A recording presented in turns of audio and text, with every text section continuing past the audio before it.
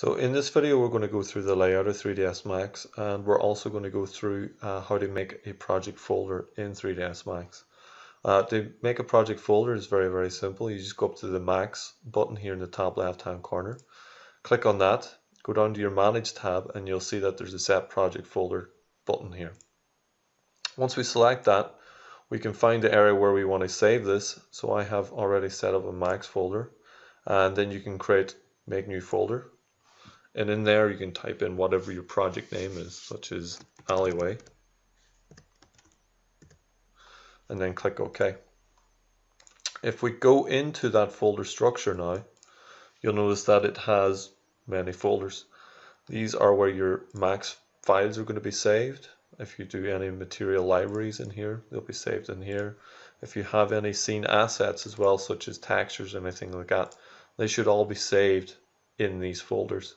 It just means that it's easier to manage a project, and if you're looking for any assets, they're all in the one place, so you're not having to search through many folders to find them. Also, if you're working within a team, it's far easier to manage a project together if you're working within a project folder. So back to the layout, Max is quite like any other 3D program out there. It's got 4 main viewports. When you start it up, it's got front, top, left, and our main perspective view. At the minute, I've customized mine. So if I go into Customize Preferences, in Interaction Mode tab, I've just set mine to Maya, which means that all the shortcuts that I use are similar to Maya. So for instance, now if I hover my mouse over the perspective viewport and tap space, it'll enlarge that viewport. On the right hand side, we have the Create tab. This is where you can create many of the standard primitives, and you can also go into extended primitives, and you can go into windows if you want. There's many options in there. Standard primitives is where you make boxes, spheres, that type of thing. We also have shapes here, so this is where you can make your splines or your curves.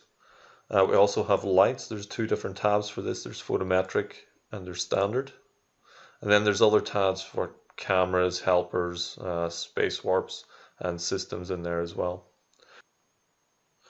Up here we have our Modify tab, along with our Hierarchy tab, Motion, Display, and Utilities as well. Later on we'll be going into more detail with the Create and Modify tab. So back to our viewports here.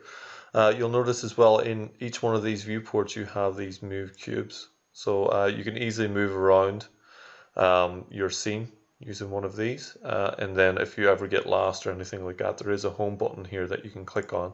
It'll take you back to the default view. Also in each one of these you'll see it has a plus. It also tells you which view you're on, and it also has like either realistic, wireframe, shaded, something like that. That's where you can change, the look or what you want to see in that viewport. If you press the plus one, you can also go into the configuration of this. So in this configuration, you can change many aspects of your viewport. One of the first things I always do is change the illuminate width section from default lights over to scene lights, especially when you create your own lights in a scene. I also put lighting and shadows quality up to very high quality. If your computer is struggling to run 3ds Max, so I advise that you keep it down somewhere in the middle, the medium, or down like in low. Also, you can change other aspects, like if it's going to have ambient color, shadows, ambient occlusions, reflections from environment, that type of thing. But again, if your computer is not that great, you might want to leave these off or leave them on the defaults at least. Some of the main tools that you'll be using throughout 3D Max can be found in this main toolbar here at the top. We've got our undo and redo buttons here. Control Z, just like many other programs, is your undo shortcut. We've got our select tool here.